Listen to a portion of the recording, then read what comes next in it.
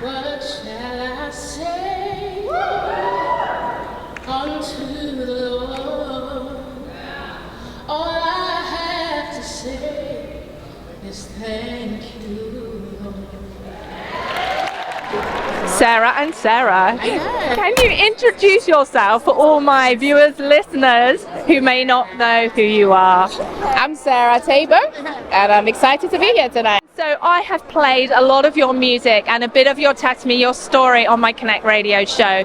But can you tell, for anybody that doesn't know, a bit of, I remember when you played your songs many years ago and you've come through a real season. Can you tell us a bit about that journey?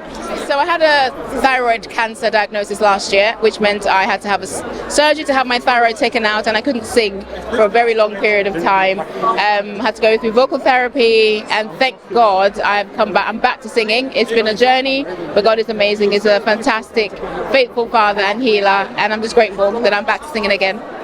Amen.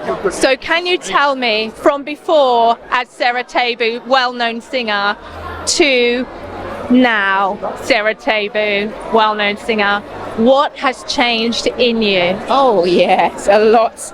I think having a personal conviction of who God is sometimes comes from a very deep place of how do I put it, like an encounter with him.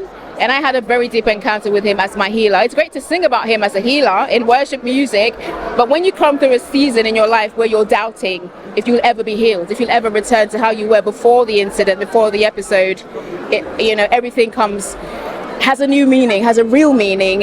So yeah, it changed that whole episode in my life last year. It's completely changed my perspective. I've had a personal understanding and realization of God as my healer. Amen. I think that is just such a powerful testimony for so many people, particularly those that are perhaps going through their own journey.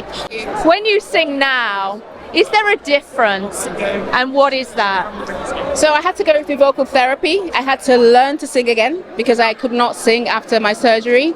And so now I'm actually more disciplined, more intentional. And I'm actually, because of the training that I've had to have over the last, year and a half, I feel like I'm a better singer now. So I'm in a much better place even as a singer, and I'm grateful for that. The music that's coming out is great. Loving it, loving the sounds. But was there a point when you thought that maybe you'd never sing again?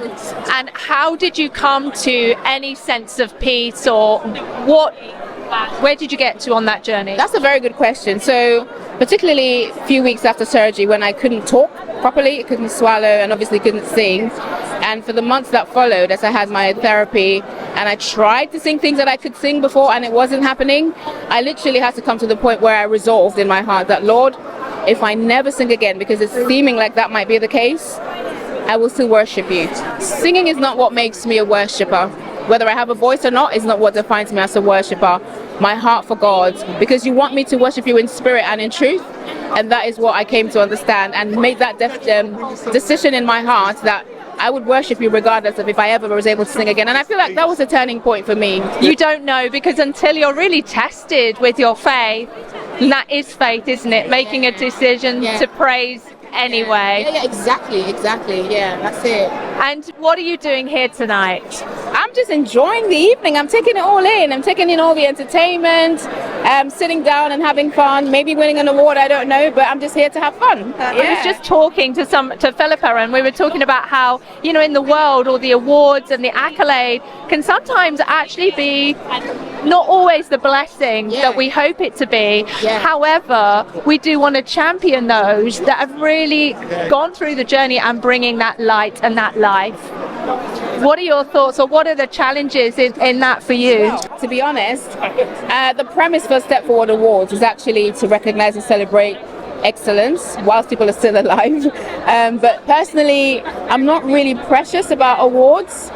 At the end of the day, it's about what we do for Christ. That is what would outlast any gongs or plaques or whatever. What we do for Christ, the lives that we actually impact, that would outlive anything you put on the shelf. So really, I think for me, that is more important. It's great to be recognized, but we need to see beyond that and see what really matters to God.